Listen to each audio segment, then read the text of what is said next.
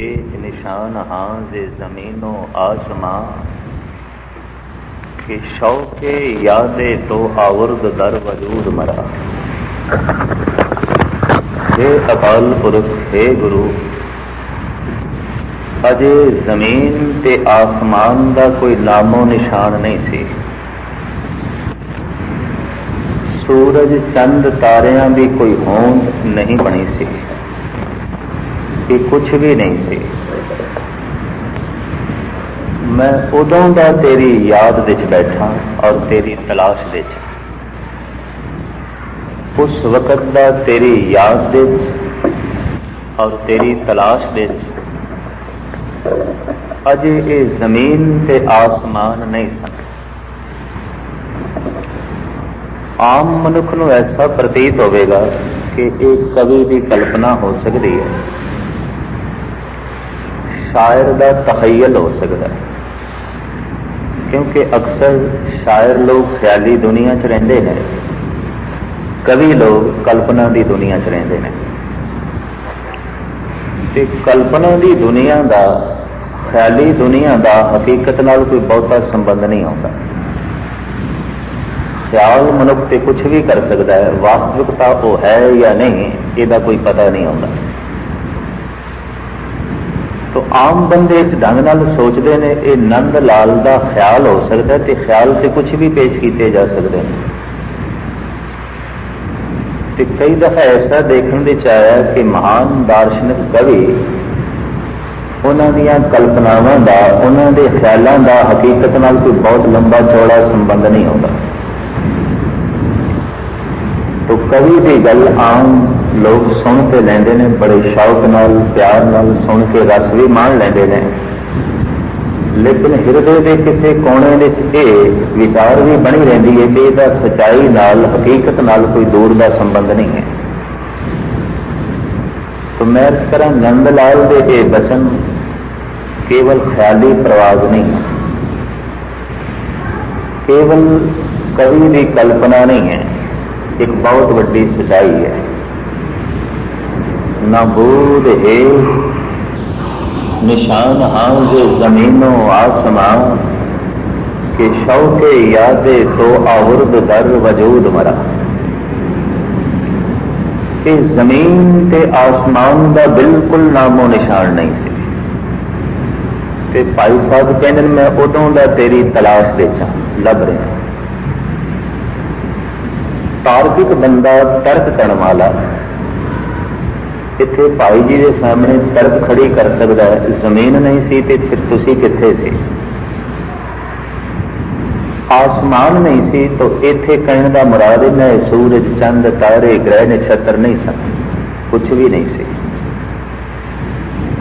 ते हे अकाल पुरख, मैं उदों दा तेरी याद दे,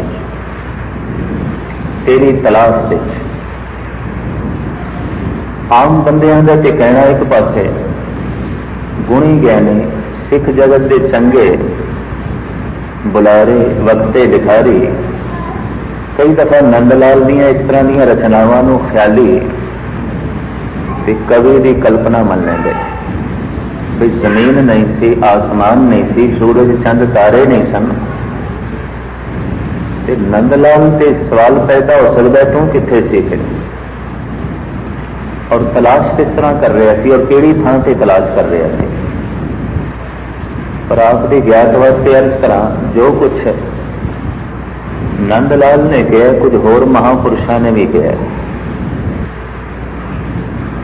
ईरान के प्रसिद्ध संत शम्स तबरेज का भी ऐसा कहना है, आदम न बूदो मन बूदम, हवा न बूदो मन बूदम, कस न बूदो मन बूदम, मन आश के देरी नाम। आदम न बूदो ये मनुख नहीं सन, मैं सी। ये बंदे नहीं सन, मैं सी। हवा न बूदो मन बूदम, जिसनों भारतीय ऋषि मुनि माया कहते ने, उन्होंने इस्लाम के हवा कह देंगे ने। ये हवा नहीं सी, संसार नहीं सी, ये माया नहीं सी, मैं से, ये कस न बूदो मन बूदम, ये कुछ भी नहीं सी जो कुछ दिखाई देता। मैं से मन आशिके देरी ना, मैं बहुत पुराना आशिक हाँ। मैं बहुत पुराने समय तो तलाश कर रहा ऐ खुदा, मैं अज दा नहीं, मैं उदों दा तेरी तलाश विच जब मनुख नहीं सन, जमीन ते आसमान नहीं सी, ये कुछ भी नहीं सी। पंजाबी का एक मुहावरा है कि 100 सियाणे इको मत, मूर्खा आपो आपने। दो मूर्ख कदई अपने आप में सहमत नहीं होंगे, 100 सियाणे सहमत हो जाएंगे। एक सियाणे ने सच आख्या, 99 सहमत हो जाएंगे। सतवादी होने का यह सबूत है कि सतवादी सच नाल सहमत हो जाएगा, सच नूं मन लवेगा। कहते 100 फकीर बैठे होवन, 100 भगत बैठे होवन, फासला नहीं है, दिलों में कोई फासला नहीं है। फासला बुराई का होता है, बुरियां दे चाहता है, नेड़ता नहीं होगी। पर एक फकीर बैठा है, दूजा भी फकीर बैठा है, अंदरूनी दिल में कोई फासला नहीं होगा। इस वास्ते कहते 100 सियाणे इको मत।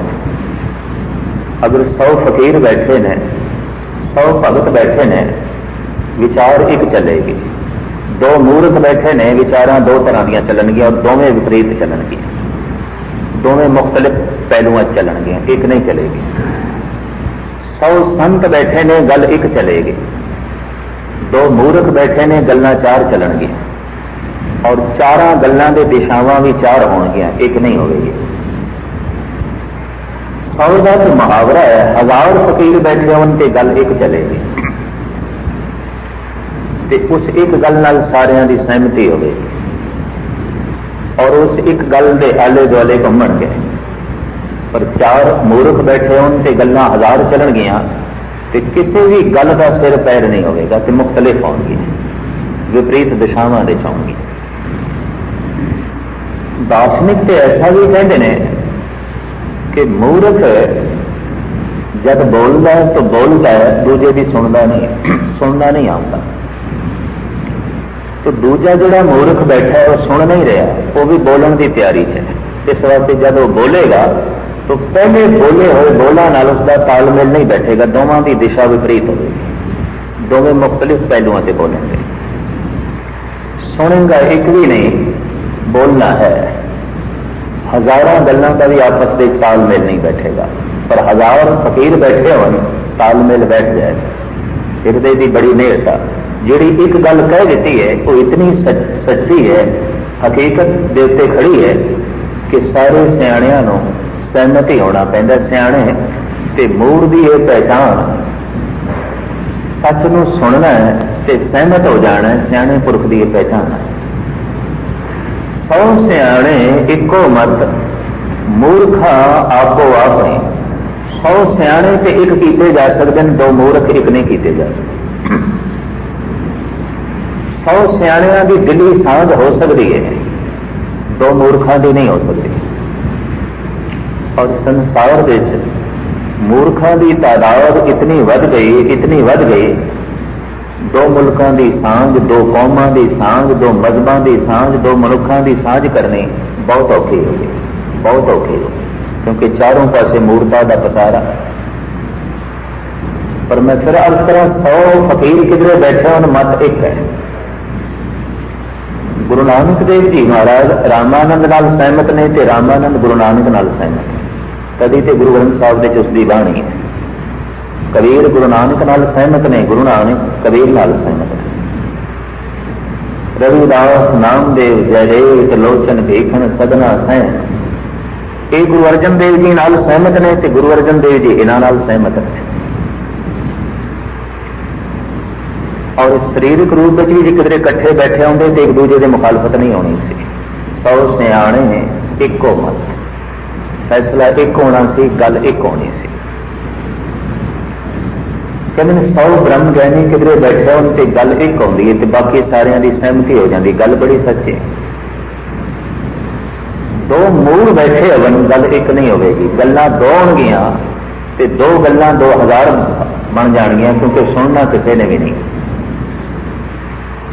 संसार दे इस तरह के मनुखों की तादाद बहुत बढ़ती गई, इस वास्ते वितकरियां का जन्म बहुत हो गया, दुख का जन्म बहुत हो गया, संताप का जन्म बहुत हो गया। तो मैं इस तरह जी गल भाई नंद लाल भाई कहते हैं शमस कवरेज ने हो बहु कोई आख्या।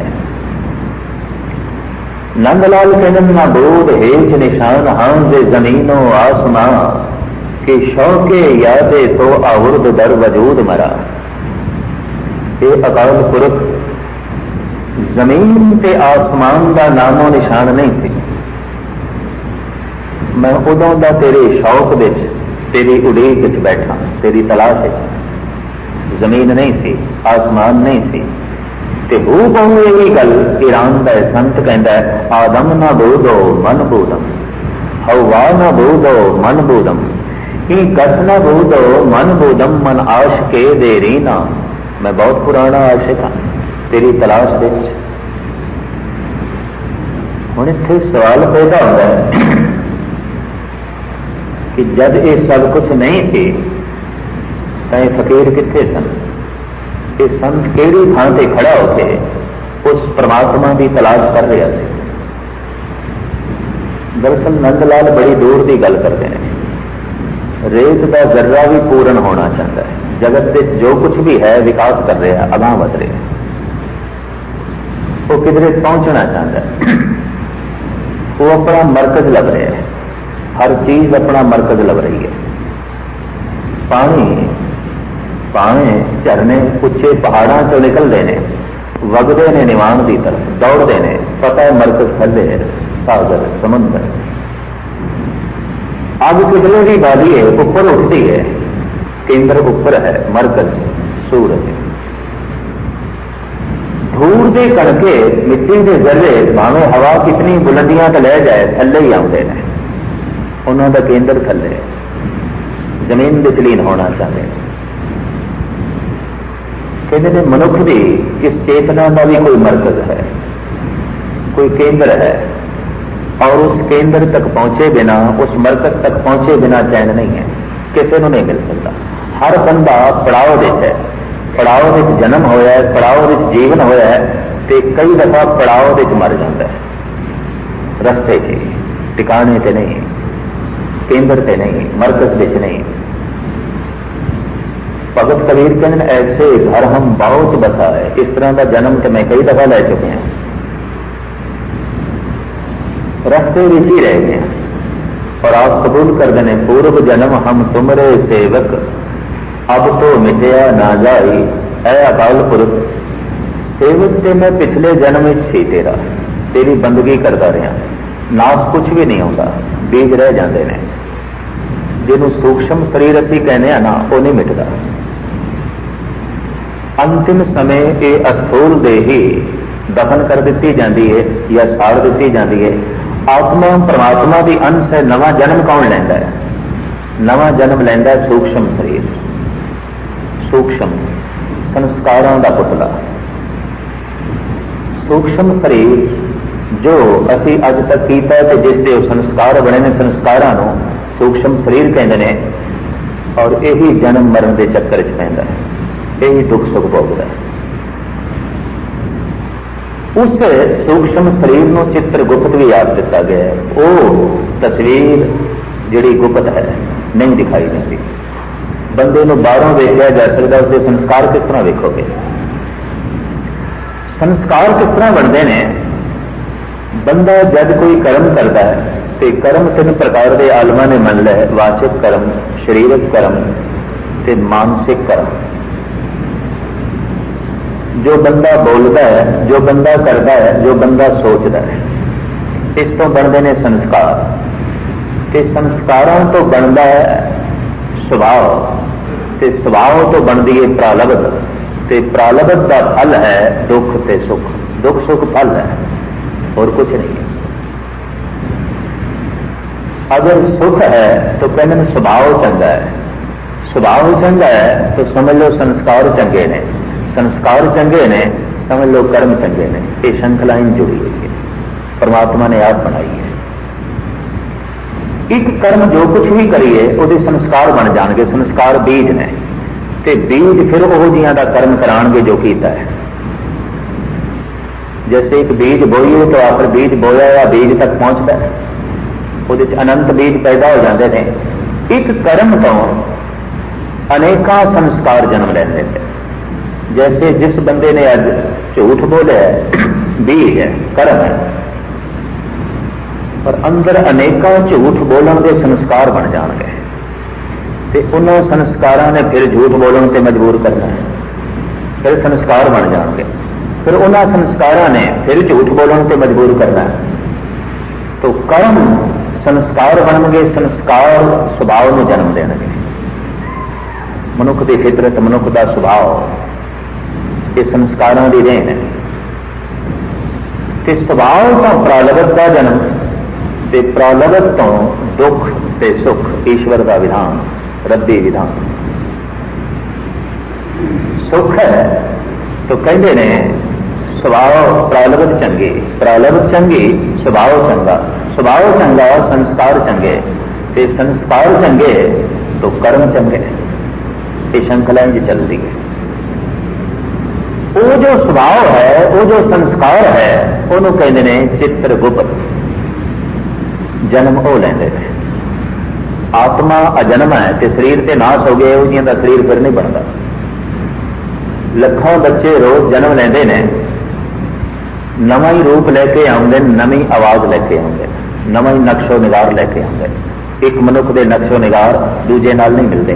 इत्थे कहते ने सियाणे कि परमात्मा विच पुनरुक्ति नहीं है, परमात्मा दोहरांदा नहीं है। एक चीज जो बना दी मुड़ के नहीं है। उसकी बनतर विच इस वास्ते नवीनता है ते महानता है। तो देही ते नाश हो गई, इस तरह की देही नहीं। आत्मा ये राम की अंश है। कहो कबीर ए राम की अंश, जस का गद पर मिटे न मनस, ये राम की अंश है। तो जन्म मरण के चक्कर च कौन पैंदा? सूक्ष्म शरीर। सूक्ष्म शरीर अगर बहुत माड़ा है, बहुत मनुख ने गलत किया है, गलत बोलिया है, गलत सोचा है और लगातार ऐसा किया है, तो संस्कार बन गए, स्वभाव बन गया। कभी इस तरह के सूक्ष्म शरीर का छेती जन्म नहीं होता। कोई बहुत पैड़ा घर चाहिए है। औरंगजेब, हिटलर जैसे हलाकू जैसे छेती जन्म नहीं ले सकते, भटकन गए। और इन्हां भटकदियां रूहां नूं, सूक्ष्म शरीरां नूं ही जगत कहता है भूत प्रेत। गुरु अर्जन देव जी ने इन्हां दा जिक्र किया है। कई कोट भूत प्रेत सूकर मृगा। 12-13 साल पहले तो मैं इन्हां गल्लां नूं मनदा सी, पर मैं हैरान हो गया कि एक अनपढ़ पंजाबी मुंडा कुरान की आयतां बोलने लग गया, या इस तरह मैं देखा कोई संस्कृत के श्लोक पढ़न लग गया, कोई वो भाषा बोलन लगता है जिहड़ी उसने कभी बोली नहीं तो जानता नहीं। और कुछ जिहड़ियां गल्लां इस ढंग दियां जिसनों सुन के अंदाजा लाना पैंदा है कि कोई होर बोल रहा है। कई कोट भूत प्रेत सूकर मृगात, जिन्हों असी खला कहने खाली नहीं है, कुछ भी खाली नहीं, इससे खाली कोई ना है। प्रभु की बनाई हुई बनतर तो क्षमा करनी खाली जगह कुछ भी नहीं है। सानू जो खला दिखाई देता है इत्थे भी है कुछ, खला नहीं है कुछ, खाली नहीं है कुछ। किसी वक्त इनू अंधविश्वास आख्या जाता सी, अज नहीं है। ते कईयां दी दृष्टि विच परमात्मा भी अंधविश्वास है। अंधविश्वास होंदा किहड़ा है? जिन्हों समझिया नहीं, जानिया नहीं ते मन लेना। जिन्हों समझिया नहीं ते जानिया नहीं या इनकार कर देना, दोवें अंधविश्वास। समझिया नहीं, जानिया नहीं, इनकार कर देना। एक आस्तिक का अंधविश्वास है, एक नास्तिक का अंधविश्वास है। आस्तिक कहता मेरी रब विच शरधा है, पर सवाल है तो रब नूं जानिया, रब की गल कोई सुनी, कोई विचार की थी? तो मैं अर्ज करा गुरमत ते उंज विचार का ही धर्म है। अमृत वेला सच नाम वडियाई विचार, सानू सतगुरु ने विचार का पुजारी बनाया। मैं तो कई दफा हैरान होना कि जिहड़ियां कौमां पत्थर दियां ते बुत दियां पूजा करदियां ने, उन्होंने अपने रहबर के विचार बड़ी दूर दूर तक फैला दिते हैं। बोधि महात्मा बुद्ध की तस्वीर की बुत की पत्थर की पूजा करते हैं, लेकिन महात्मा बुद्ध के विचार समुचे एशिया में फैला दिते गए। चीन, जापान, ये लाओस, कंबोडिया, ये थाईलैंड सारे उसकी लपेट आ गए। श्याम, नेपाल, तिब्बत, भूटान सब बोधि ने। किसी वक्त कश्मीर अद्धा बोधि से, अफगानिस्तान बोधि से, किसी वक्त बौद्ध मंदिर बहुत लभे ने अफगानिस्तान में। पुजारी पत्थर में, लेकिन महात्मा बुद्ध के विचार बड़ी दूर दूर तक फैला देते हैं। दूसरे पासे देखते हैं हिंदू समाज में भी कृष्ण की मूर्ति की पूजा करता है पत्थर के पुजारी, पर कृष्ण की गीता के विचार बड़ी दूर दूर तक फैला देते गए हैं। बहुत लोगों ने गीता पढ़ी है, समझी है, जानी है। सिख कौम विचार की पुजारन है। गुरुओं ने विचार का पुजारी बनाया, तो विचार अपने परिवार तक भी नहीं पहुंचा सके। गुरु की गल अपने परिवार तक भी नहीं पहुंचा सके, बच्चियां तक भी नहीं पहुंचा सके, पड़ोसी तक भी नहीं पहुंचा सके। तो जब के मैं देखना कृष्ण का संदेश बड़ी दूर दूर तक फैला दिता गया। महात्मा बुद्ध के विचार बड़ी दूर दूर तक फैलाए गए। हालांकि वो विचार के पुजारी नहीं, पत्थर के पुजारी, बुत के पुजारी। पर जिहड़ी कौम है ही विचार की पुजारन, ये विचार नहीं फैला सके। बिल्कुल उल्टी जही गल हो गई, बिल्कुल उल्टी जी। असी विचार के पुजारी हाँ। गुरु ग्रंथ साहब की पूजा विचार की पूजा है, ज्ञान की पूजा है, विचार की पूजा है। कि गुरु ग्रंथ साहब में इतिहास नहीं है, ज्ञान है, परमात्मा का अकाल पुरख का ज्ञान है। जिस कौम को गुरुदेव ने ज्ञान का पुजारी बनाया, विचार का पुजारी बनाया, ये विचार अपने परिवार में भी ना दे सके। कि जिहड़े पत्थरों के पुजारी, बुतों के पुजारी, तस्वीरों के पुजारी, मैं तो देख के हैरान कि विचार बड़ी दूर दूर तक फैला दिते गए और बहुत सारी दुनिया उन्होंने विचारों की लपेट में चली। जबकि असी पड़ोसी को भी नहीं दस सके कि असी विचार के पुजारी और किस विचार के पुजारी। गुरु नानक देव जी महाराज कहते तीन चीज़ां अमर ने कभी नहीं मिटदियां, फिर नारायण, फिर गुरु, फिर साचा विचार। एक अकाल पुरख नाश तो रहत है, एक शब्द नाश तो रहत है, एक शब्द के विचार नाश तो रहते। तिने अमर हमेशा ही रहदियां, हालात मौजूद ने, व्यापक ने। परमात्मा मौजूद है, शब्द मौजूद है, विचार मौजूद है। और ये भी मैं अर्ज करा, जब भी कोई महान कवि लिखता है वो ऐसा कहता मैनू कि खला चीज़ां मिलियां, मेरे ख्यालों की बुलंदी ते खला मैनू ये सब कुछ मिल गया, तालमेल बैठ गया। इसका मतलब खला मौजूद सी तां ते मिले, वरना किस तरह मिलता। मौजूद ने विचार, मौजूद ने शब्द, मौजूद है परमात्मा, फिर नारायण, फिर गुरु, फिर साचा विचार। तो सच दे विचार दे असी पुजारी, शब्द दे असी पुजारी, विचार परिवार तक भी नहीं फैलाई। पत्थरों के पुजारी, पर कृष्ण की विचार बड़ी दूर दूर तक फैलाई है। महात्मा बुद्ध की विचार बड़ी दूर दूर तक फैलाई है। जिहड़ी उम्मत अपने रहबर के विचारों दूर दूर तक नहीं फैला सके, उस कौम के सिर पर जो है कर्जा रह जाता है, बहुत बड़ा कर्जा। और ये बहुत बड़ा कर्जा खास करके गुणी ज्ञानी ते प्रबंधकों के सिर पर बहुत बड़ा है। अगर गुरु की विचार नहीं फैलाई गई, गुरबाणी की विचार नहीं फैलाई गई, नहीं जगत में दसी गई, कर्जा ही है। और आप सुन के हैरान होवोगे, कुछ कर्जे धार्मिक लोगों ने मन्ने ने, देव ऋण, पितरी ऋण, गुरु ऋण ते ब्रह्म ऋण। गुरु रामदास जी महाराज उसका जिक्र करते हैं, जन्म जन्म के किल बिख दुख उतरे, गुरु नाम दियो ऋण लाथा। देव ऋण धरती का कर्जा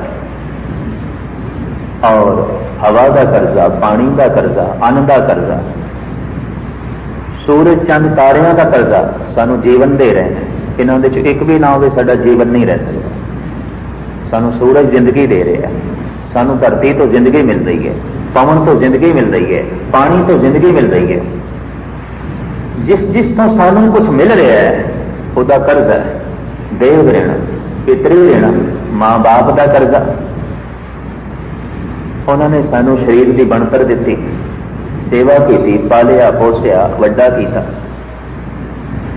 फिर गुरु ऋण, गुरु ने विचार दिती, ते फिर ब्रह्म ऋण, ब्रह्म ने जीवन दिता, आत्मा दी। तो एक करते साहिब रामदास जी महाराज कहने उदों उतर गए। जन्म जन्म के किल बिख दुख उतरे, गुरु नाम दियो ऋण लाथा। नाम मिलिया, नाम दी विचार मिली, नाम का सिद्धांत मिलिया, नाम का रस मिलिया, कर्जे ले गए। तो मैं अर्ज करा, गुरु का ऋण है साडे उत्ते, गुरु का कर्जा है।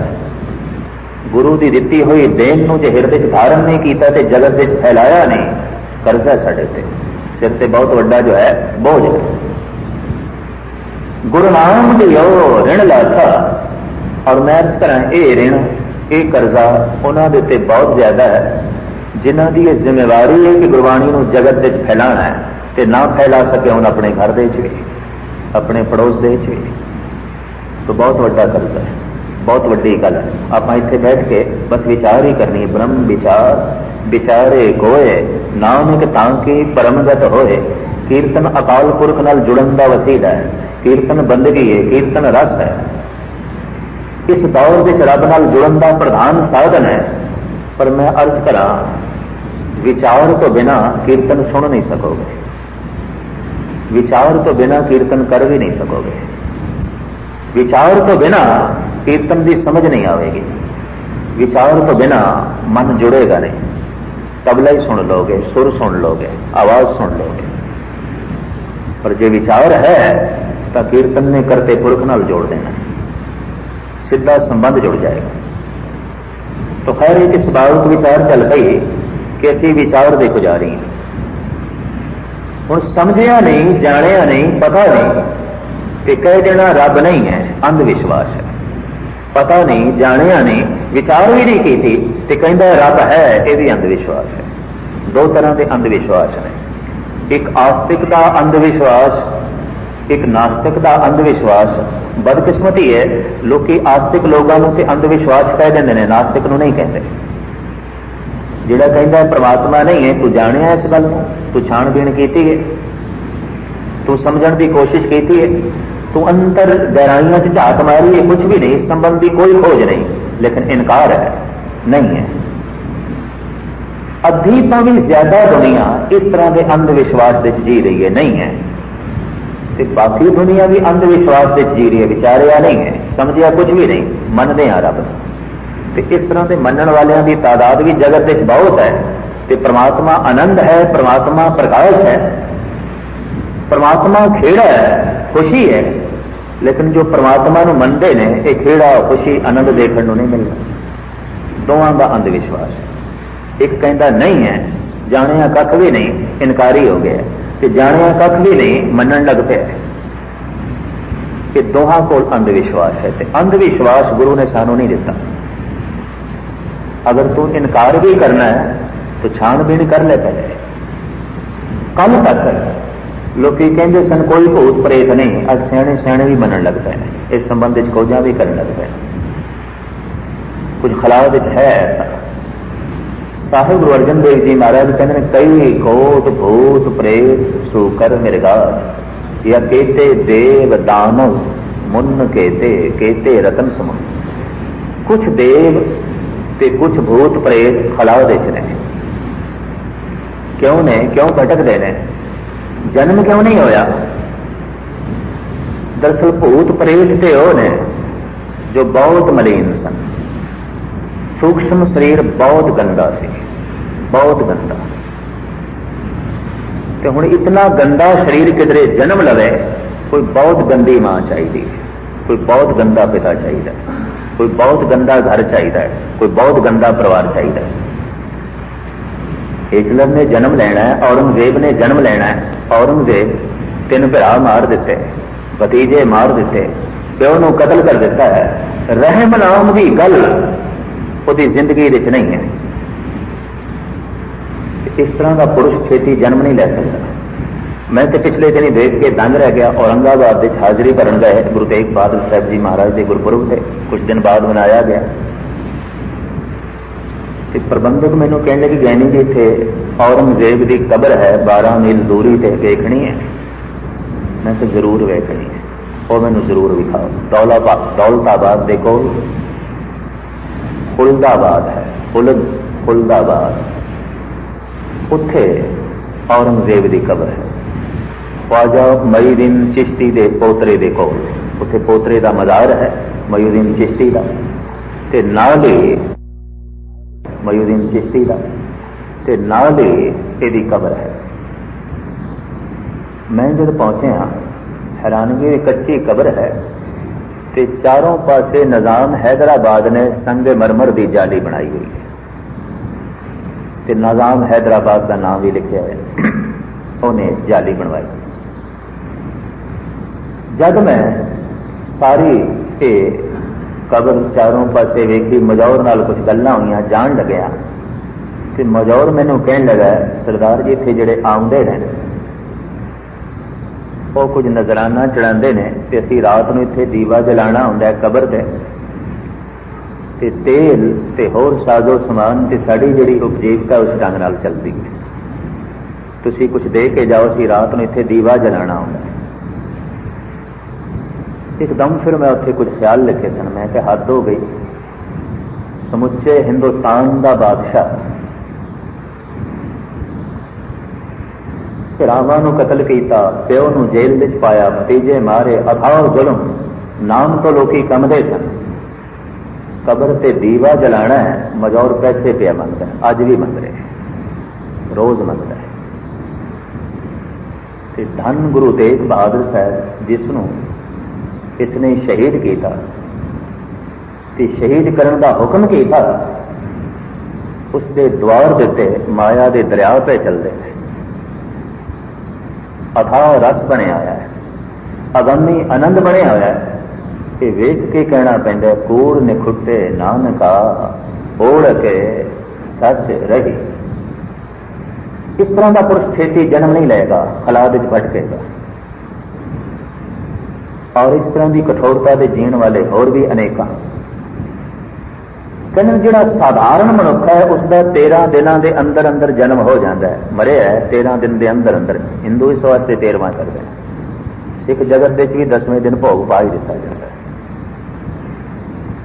आम साधारण मनुख है, चंगे माड़े कर्म दोवें इकट्ठे करता रहा, पुण्य भी करता रहा, पाप भी करता रहा, सच भी बोलता रहा, झूठ भी बोलता रहा, थोड़ा जिहा धार्मिक भी सी, थोड़ा जिहा अधार्मिक भी सी, एक पैर अगे करता सी, एक पैर पिछे कर लैंदा सी, पहुंचता किधरे भी नहीं, उत्थे दा उत्थे रुकिया। इहनूं कहंदे ने साधारण मनुख। इहदा जन्म 13 दिन के अंदर हो ही जाता है, क्योंकि साधारण घर ते मौजूद ने, साधारण मां जगत विच मौजूद है, साधारण पिता जगत विच मौजूद है, साधारण परिवार जगत विच मौजूद ने। आम पद्धर की जिंदगी जीण वाले, एक कदम अगे चले गए, एक पिछे। इस तरह दियां सूक्ष्म शरीर जिन्होंने रूह कह दिता जाता है, जन्म हो जाता है 13 दिन के अंदर। असाधारण कौन है? जो साधारण नहीं है। ऐसा सूक्ष्म शरीर केड़ा है? असाधारण एक तो हो कतलो गारत कीते ने, बेरहमी नाल कईयां दे सिर कुचले ने, कठोरता विच जीया, बेहोशी विच जीविया, अपवित्रता विच जीविया। मुश्किल है 13 दिन के अंदर इसका जन्म हो गया, पर बड़ी पवित्रता विच जीविया, नाम जपया, बंदगी की है, दान पुण्य किया है, सेवा की है, बड़ा कुछ किया है, लेकिन शिखर नूं नहीं छू सकिया। जो शिखर छूनी चाहिए सी नहीं छू सकिया।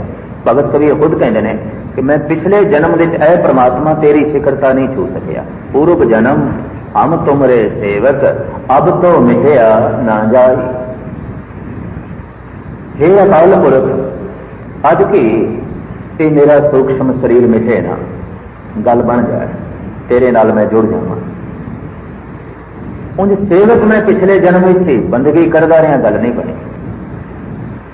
कबीर इस ढंग नाल कबूल करते हैं। पूर्व जन्म पिछले जन्म में मैं बंदगी करता रहा, तेरी गल नहीं बनी। इस तरह का पुरुष छेती किधरे जन्म नहीं लै सकता। कोई खास मां चाहिए, कोई खास पिता चाहिए। तो नीमू नीरा बारे आप तुसी पढ़ो, जो कबीर के मां बाप ने सारी सारी रात बैठ के बंदगी करते सन। भजनीक घर, भजनीक घराना। ये बाद ब्राह्मणों ने देख लिया भी ये ब्रह्म ज्ञानी हो गया, तो उन्होंने दावा सी कि ब्रह्म ज्ञानी सिर्फ ब्राह्मणों के घर में पैदा होते हैं। तो कबीर के नाल बाद कहानी जोड़ दी भी ये गंगा के तट से पिया सी, इन्नी मूंह नीरा चुक के लिया ने, इन्होंने पालिया पोसिया, ये तो ब्राह्मणी का लड़का है। तो गुरु ग्रंथ साहब के सबूत मिलते नहीं, मुसलमान घराने च इसका जन्म है। इसकी तस्दीक रविदास करते हैं। कबीर हिंदू नहीं है, कबीर मुसलमान है। तो जब गुरु ग्रंथ साहब की तस्दीक मिल जाए तो शक शुभा वास्ते गुंजाइश नहीं रहती। भगत रविदास कहते हैं कबीर जी बारे भी कबीर कौन है, जाके ईद बकरीद कुल गऊ बद करे, मानिए शेख शहीद तेरा। जेदी कुल दे शहीदां नूं मनदे ने, मज़ारां नूं मनदे ने, ते बकरीद वाले दिन गऊआं वड्डदे ने, ईद मनदे ने। जाके बाप ऐसी करी पूत ऐसी श्री, ते हुणे लोग प्रसिद्ध कबीरा। ये उस घराने विच इसदा जन्म है जिथे बकरीद मनाई जाती है, शेखां नूं मनिया जाता है, कबरां नूं मनिया जाता है, मज़ारां की पूजा होती है। इत्थों गल स्पष्ट हो जाती है, ईद कित्थे मनाई जाती है, बकरीद कित्थे मनाई जाती है। उस घराने जन्म है भगत कबीर का। पर पूर्वले संस्कार ते भारती अगर ये सूक्ष्म शरीर सी ते पूर्वले संस्कार ते लाजमी हिंदू घराने के होंगे, क्योंकि इस्लाम के बाद आया है। वो तो तलवार के जोर नाल फैलिया, तो पछड़ियां हुई जातां मुसलमान बन गई। पिछले संस्कार से कोई तलवार नाल नहीं ना मिटा सकता। तो कबीर के पिछले संस्कार सन।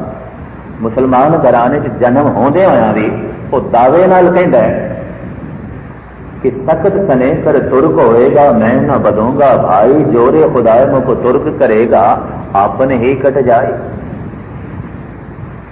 सुनत करे जे तुर्क होएगा, औरत क्या क्या करिए, अर्ध शरीरी नार न छोड़े, तांते हिंदू ही रही है। हिंदू घराने के संस्कार इतने प्रबल और बड़ियां प्रबल दलीलां दे गए। सुन्नत करके पुरुष मुसलमान बन गया, औरत का क्या करिए, अर्ध शरीरी नार न छोड़े, तांते हिंदू ही रहिए। ते सिर्फ सुन्नत कराने का हक ते कीती जा सकती है पुरुष की, नारी ते हिंदू ही रह गई। तो हिंदू जो है अद्धा शरीर हिंदू रहे, अद्धा मुसलमान, बेहतर है हिंदू ही रहो, तांते हिंदू ही रहिए। संस्कार बड़े प्रबल ने भगत कबीर ने। आप कहते हैं पूर्व जन्म हम तुमरे सेवक, अब तो मिटिया ना जाए। तो इस तरह की जिहड़ियां आत्मावां ने क्षमा करनी छेती जन्म नहीं लैंदियां, ये अपने पवित्र मंडल विच रहिंदियां ने, इन्हां दी भी एक पवित्र दुनिया है। और जन्म साथी पढ़ोगे तो इस तरह के पवित्र मंडलों का बड़ा जिक्र है गुरु नानक ते मरदाने की गोष्ठी। खैर इस वक्त मैं गल लमकावा ना। 13 दिन के अंदर अंदर आम साधारण सूक्ष्म शरीरों का जन्म हो जाता है। सूक्ष्म शरीर मैं कह रहा, आत्मा अमर है, जन्म मरण विच नहीं, ये शरीर नाश हो जाता है। अगला जन्म किस नूं होंदा है? सूक्ष्म शरीर। ये अस्थूल देही सूक्ष्म देही। सूक्ष्म देही किस तरह बनती है? जो असी सोचते हैं, जो असी बोलते हैं, जो असी वेखते हैं, जो असी करते हैं, वो नाल बनती है, जिन्हों असी कह देने हैं संस्कार। ये संस्कार बनते ने सुभाव। घर में 2 बच्चे ने, जन्म तो ही दिस पैंदा दोहां का सुभाव वख-वख है, क्योंकि दोवें वख-वख संस्कार लैके आए हैं। ते संस्कारां तो सुभाव बनता है, सुभाव तो प्रालब्ध बनती है, प्रालब्ध तो बनता है दुख सुख। ये शंखल है परिपूर्ण, परमात्मा की बनाई हुई एक मर्यादा है। तो नंदलाल जी कह रहे ने, ये जमीन ते आसमान नहीं सी, ये कुछ भी नहीं सी, मैं सी। और हे परमात्मा तेरी याद ही सी, मैं तेरी उड़ीक दे सी। तो किस रूप दे सी तुसी? ना बूद हेच निशान हां, जे जमीनों आसमां के शौके यादे तो आउर्द दर वजूद मरा। हे अकाल पुरख, मैं बड़ी मुद्दत दा, बड़े चिरां दा तेरी उड़ीक विच बैठा, तेरे मिलन दी तांग विच बैठा। मैं अज दा खोजी नहीं, बहुत पुराना खोजी हां। मैं अज का प्रेमी नहीं, बहुत पुराना प्रेमी हाँ। ये जमीन ते आसमान भी नहीं सन, उदों दी मैं तेरी ये खोज आरंभी हुई है। ते जमीन ते आसमान नहीं सी ते नंद लाल तुसी किथे सी? गुरु ग्रंथ साहब की बाणी दे जो कुछ ख्याल मिले है वो मैं वजाहत थोड़े सामने कर दें ते समाप्ति करा। अरबद नरबद धुंधुकार, गुरु नानक देव जी महाराज कहते हैं अरबां खरबां साल तक धुंध ही धुंध सी। धुंध, ये धुंध पानी बनी, पानी दे जीवन बनया। जीवन विकास करदियां करदियां जो पानी दे बनया सी, जो मच कच अवतार बने गए मने गए, वो फिर सहजे सहजे पंछी पशु वनस्पति बने, फिर मनुख बने। ते मनुख विकास करदियां करदियां दिमागी तौर पर इस हद तक पहुंचया कि उसने कह दिता केंद्र दे जुड़े बिना चैन नहीं। ये भटकना बनी है, बड़ी मुद्दत की भटकना, अनंत जन्मां की भटकना। जे हुण नंद लाल की गल नूं इस गुरबाणी के आईने विच वेखना होवे तो नंद लाल ये कह रहे हैं धुंध पानी बनना चाहती है, ते पानी जीवन बनना चाहता है, जीवन विकास करना चाहता है, बाहर आना चाहता है पानी तो। पशु बन गए, पंछी बन गए, जानवर बन गए, अनेकों तरह के विकास करना चाहते हैं। ये भी मनुख बन गए, ते मनुख भी विकास करना चाहता है। ते पता नहीं मनुख हुण किथे विकास करना चाहता है, किहड़ा विकास करना चाहता है। देखण विच आया है, धन मिल गया है, परिवार मिल गया है, इज्जत मिल गई है, संपदा मिल गई है, चैन नहीं। इसका मतलब है पूर्ण विकास नहीं होया। जिथे पहुंचना चाहता है नहीं पहुंचे, जिथे जाना चाहता है नहीं जा सकिया। तो पूर्ण विकास की है, पूर्णता की तलाश की है। दरअसल पूर्ण दे लीन होना ते पूर्ण केवल परमात्मा है। पूरा प्रभ आराध्या, पूरा जांका नाम, नानक पूरा पाया, पूरे के गुण गाओ। पूरे दे गुण गांदियां गांदियां जिस दिन बंदा पूरा हो जाता है, मंजिले मकसूद मिल गई, ठिकाना मिल गया, आराम मिल गया, चैन मिल गया। धुंध नूं पूर्णता की तलाश है, बड़ी लंबी यात्रा उसनों करनी पई। और इस वास्ते पंक्ति है गुरु ग्रंथ साहब जी महाराज जी, मैं आया दूरों चल के मैं तकी तो सरनाए जी। साड़ी यात्रा बड़ी लंबी है। सूक्ष्म शरीर अगर पवित्र ना होया, ते सूक्ष्म शरीर अगर अति सूक्ष्म ना होया, ते जन्म मरण की श्रृंखला चलती रहती है। मनुख राह दे च दम तोड़ देता है, रस्ते दे च टिकाने ते नहीं पहुंचता, मंजिले मकसूद ते नहीं पहुंचता। ते मंजिले मकसूद विच पहुंचना की है? पूर्ण विच लीन होना। ते पूर्ण विच लीन होके कोई पूर्ण हो सकता है। सूरज किरण मिले, जल का जल हुआ राम, ज्योति ज्योत रली, संपूर्ण थिया राम। असी भी कबीर की तरह बेनती करिए कि हे प्रभु, कुछ ना कुछ ते पूर्वले संस्कार जरूर ने। आ गए सत्संग विच, करोड़ां नहीं अरबां मनुख ने, चर्च खाली, मस्जिदां सुनिया, मंदिर दे सिर्फ पुजारी घड़ियाल बजा रहा है, अनेकों गुरुद्वारे बेरौनक में देखता। और मनुख की जिंदगी विच कोई विचार, कोई ज्ञान की तरंग होवे, कोई गुरबाणी की उमंग होवे, रस होवे, कोई धर्म ग्रंथां दा निचोड़ सार उसके जीवन विच होवे, अनेकों मनुखां विच नहीं है।